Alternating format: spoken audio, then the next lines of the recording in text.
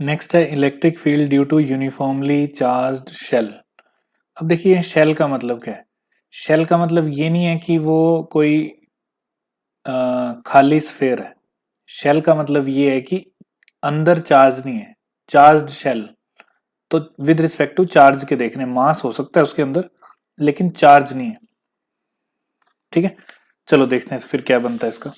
तो सबसे पहले तो ले लो इसमें तो ये शेल ले रहे हैं हम, तो इसके इनसाइड और आउटसाइड दोनों साइड लेना पड़ेगा। ठीक है, तो लेट सपोज कि इसका जो रेडियस है वो है आर।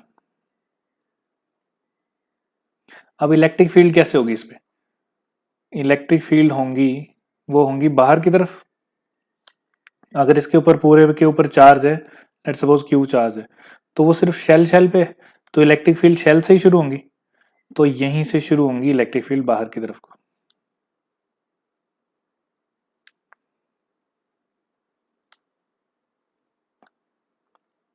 तो ये लग गई आपकी इलेक्ट्रिक फील्ड्स। तो ये जो इलेक्ट्रिक फील्ड लाइंस हैं वो किसको शो करती हैं, नेट इलेक्ट्रिक फील्ड को। ठीक है, तो ये याद रखना है। चलो नेक्स्ट देखते हैं। अब इसको सॉल्व करने के लिए हमें क्या करना पड़ेगा, गॉसियन सरफेस लेने पड़ेंगे। ठीक है, तो देखो गॉसियन सरफेस ले लेते हैं इस पे। तो ये व्हाइट वाले जो हैं वो मैंने गॉसियन सरफेस ले लिए दो। अब ये जो दो गॉसियन सरफेस लिए, इनका लेने का मतलब क्या, इनका लेने का मतलब है कि मैं एक्स पे फाइंड करूंगा इलेक्ट्रिक फील्ड, मतलब एक एक्स, इस एक्स पॉइंट पे, मतलब अंदर की तरफ स्फेयर के अंदर। जो येलो वाला है वो आपका मेन स्फेयर है, जो शेल है। और एक एक्स ले लेता हूं मैं बाहर वाला। ठीक है, इसको भी एक्स ही ले लेते हैं। तो मेरे को इलेक्ट्रिक फील्ड फाइंड करनी है, तो सबसे पहले मैं कर लेता हूं फॉर इनसाइड। डायग्राम यही रहेगी, फॉर इनसाइड देख रहा हूं मैं। ठीक है, तो इनसाइड देखने के लिए मैं क्या करूंगा, सिंपली कंसीडर कर लेता हूं। तो ये मैंने ले लिया सिर्फ इनसाइड वाला। अभी जो व्हाइट है वो गॉसियन सरफेस है। ठीक है, तो ये लिख दिया मैंने कि मैंने गॉसियन सरफेस कंसीडर कर लिया। तो अब देखो, consider uniformly charge shell of charge Q. ठीक है, ये ले लिया मैंने। येलो वाला जो है वो हमारे क्वेश्चन वाला शेल है। ठीक है, उस पर चार्ज क्यू है, इलेक्ट्रिक फील्ड बाहर होंगी। We have to find electric field inside the sphere, मतलब एक्स लेस देन आर के लिए फाइंड करना हमने। तो so we consider a Gaussian surface of radius x.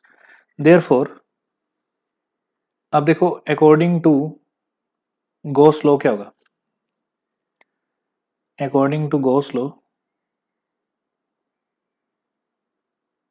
क्या मैं ऐसे लिख सकता हूं कि जो भी फ्लक्स होगी that is equal to integral multiple of E dot d s. ठीक है, यही होगी, इज इक्वल टू जितना भी चार्ज उसके ऊपर होगा क्यू अपॉन एप्सिलॉन नॉट। तो आई थिंक इतना पता लग गया होगा। अब देखो नेक्स्ट क्या होगा। तो मेरे को इसको सॉल्व करना है, तो ई डॉट डी एस क्या होगा, E D S cos theta, cos theta. अब देखो थीटा कैसा होगा, इलेक्ट्रिक फील्ड इस तरफ को है और इसका सरफेस भी गॉसियन वाला बाहर ही है, तो गॉसियन सरफेस डी एस, दोनों के बीच में एंगल है 0 डिग्री। ठीक है, इज इक्वल टू चार्ज कितना है, चार्ज तो 0 है, तो सिंपली ये सारा का सारा चीजें वहां जाके 0 हो जाएंगी, इलेक्ट्रिक फील्ड आ गया 0। ठीक है, आप ब्रैकेट में लिख सकते हो बिकॉज क्यू इनसाइड इज 0। और वो 0 क्यों है, क्योंकि हमने शेल लिया था, शेल के अंदर तो चार्ज होता ही नहीं है, तो electric field inside a spherical shell आ गई 0। ओके, नेक्स्ट देखो, अब अगर मैं गॉसियन सरफेस बाहर लेता हूं तब क्या होगा।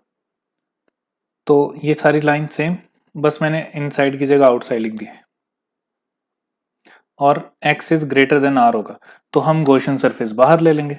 तो बाहर ले लिया ऑफ रेडियस x। तो अकॉर्डिंग टू गॉसियन सरफेस ये आ जाएगी वैल्यू। ठीक है, तो अब देखते हैं क्या क्या वैल्यू बन रही है। तो अब इसके लिए क्या बन जाएगा, यहां पे भी ई डॉट डी एस कर देंगे, ई वेक्टर का मैग्नीट्यूड, डी एस का मैग्नीट्यूड। ठीक है, और integration cos theta, cos theta यहाँ पे भी 0 डिग्री है, इज इक्वल टू चार्ज। अब चार्ज इसके ऊपर क्यू है, अब 0 नहीं है। ठीक है, तो ठीक है, ई को बाहर निकालो, cos 0 होता है 1, तो उसको हटा दो, क्या बचा ds, Q upon epsilon not. तो यहाँ पे वो वाला एरिया लेना होता है जहां से इलेक्ट्रिक फील्ड बाहर निकलने वाली है। तो इलेक्ट्रिक फील्ड इसमें कहाँ से निकलेगी, अगर स्फेयर है ये तो सरफेस के बाहर निकलेगी। सरफेस से बाहर को मतलब जिस एरिया में इलेक्ट्रिक फील्ड बाहर निकल रही है तो इसके पूरे स्फेयर में निकलेगी बाहर। इस गॉसियन सरफेस से हर जगह से निकलेगी, तो हर जगह से निकलेगी मतलब पूरा टोटल सरफेस एरिया। तो टोटल सरफेस एरिया कितना होता है 4 पाई आर की जगह हम यहाँ एक्स ले रहे हैं तो x square is equal to Q upon epsilon naught. ठीक है, तो इलेक्ट्रिक फील्ड क्या बन गई, electric field is equal to Q upon 4 pi epsilon naught x square. तो ये फॉर्मूला बन जाएगा k Q by x square. तो इलेक्ट्रिक फील्ड आउटसाइड ये, दिस इज आउटसाइड, और इनसाइड की हमने निकाली थी 0। ठीक है, तो E इनसाइड इज 0।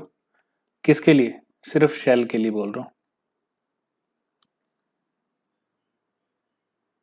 ठीक है, नेक्स्ट देखो। तो अब बड़ी ही अच्छी बात यह है कि सॉलिड स्फीयर के भी बाहर इतनी ही होती है, तो मतलब डेरिवेशन सेम टू सेम जो भी अभी की थी हमने।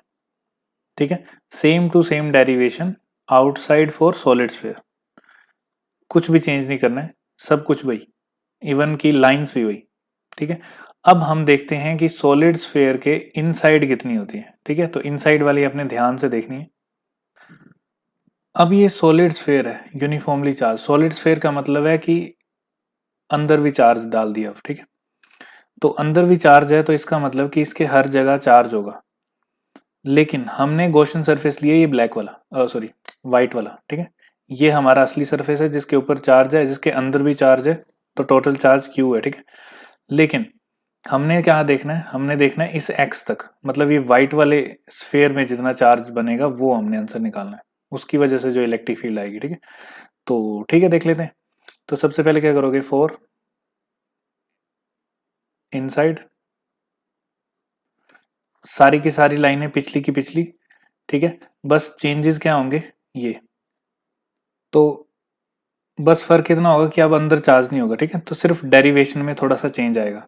अब क्या चेंज आएगा वो देख लेते हैं। देखो, जब भी हम सॉलिड की बात करते हैं तो हमारे पास जो डेंसिटी आती है वो वॉल्यूमेट्रिकली होती है। ठीक है, तो वॉल्यूमेट्रिकली मतलब वॉल्यूम चार्ज डेंसिटी बोलते हैं उसको। तो that is Q upon volume. और वॉल्यूम क्या होगा इसका, इसका जो वॉल्यूम होगा वो आएगा स्फेयर वाला वॉल्यूम। स्फेयर वाला वॉल्यूम मतलब 4/3 पाई। अब यहाँ पे मैं क्या ले रहा हूँ एक्स, तो एक्स क्यूब। इसका मतलब मेरे पास क्यू की वैल्यू कितनी आ गई, क्यू की वैल्यू आ जाएगी 4/3 pi x cube into rho. तो जो मैं डेरिवेशन में लिखने वाला था,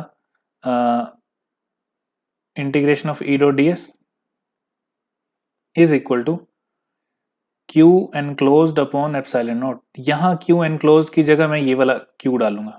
ठीक है, क्योंकि चार्ज सिर्फ इतने से हिस्से में ही है। चार्ज सिर्फ इतने से हिस्से में, इसका मतलब है कि यहाँ वाला जो एरिया है वो कुछ और होगा। इस तरफ वॉल्यूम वाला चार्ज डाल रहा हूँ फॉर्मूला, और इस तरफ मेरे को एरिया डालना पड़ेगा। क्यों, क्योंकि वो क्लोज एरिया ही देखना है हमें जहां से इलेक्ट्रिक फील्ड बाहर आ रही है। तो ई बाहर आ जाएगा, कोस 0 डिग्री बन जाएगा फिर से, क्योंकि इलेक्ट्रिक फील्ड बाहर को आ रही है सारी, और इसका डीएस भी बाहर को ही है। ठीक है, तो यहाँ E dot d s integration is equal to, इसकी जगह मैं डाल रहा हूँ 4/3 pi x cube into rho divided by epsilon naught. अब ध्यान से देखो, यहाँ पे और वहां पे, यहाँ पे वॉल्यूम डाला है, यहाँ पे एरिया डालना है। एरिया क्यों डाल रहे हैं, क्योंकि यहाँ इलेक्ट्रिक फील्ड देख रहे हैं, उसकी वजह से फ्लक्स देख रहे हैं। ओके, तो ये जो फ्लक्स है वो देखनी है, तो फ्लक्स निकलेगी एरिया में से ना कि वॉल्यूम में से। ठीक है, इसलिए हमें यहाँ एरिया का फॉर्मूला डालना है। तो बस यही गड़बड़ होती है इसमें। तो E इंटू, फिर से फॉर्मूला क्या आ जाएगा 4/3 क्योंकि x तक ही तो ले रहे हैं, इज इक्वल टू 4/3, नीचे एप्सिलॉन नॉट, ऊपर आ जाएगा पाई एक्स क्यूब रो।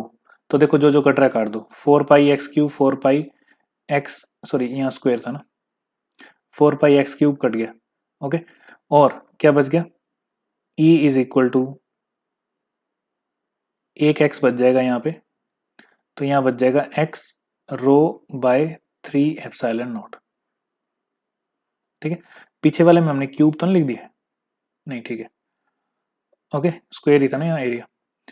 तो ये आ गया आंसर। अगर आप इसको क्यू की टर्म में लिखना चाहते हो तो क्या करोगे, सिंपल क्यू की वैल्यू सॉरी सिग्मा की वैल्यू वापस से ये डाल दो तो वो वाला आंसर आ जाएगा। बट क्वेश्चन जो आते हैं वो ऐसे ही आते हैं, ठीक है, जो न्यूमेरिकल आपको कॉम्पिटिटिव एग्जाम में आते हैं वो ऐसे ही आते हैं। तो आपने यहां तक निकाल देना इसको, ओके। तो ये कितना बन जाएगा, ये आपका आंसर है। तो आउटसाइड इनसाइड दोनों निकाल लिए, सॉलिड के लिए भी और शेल के लिए भी, ठीक है।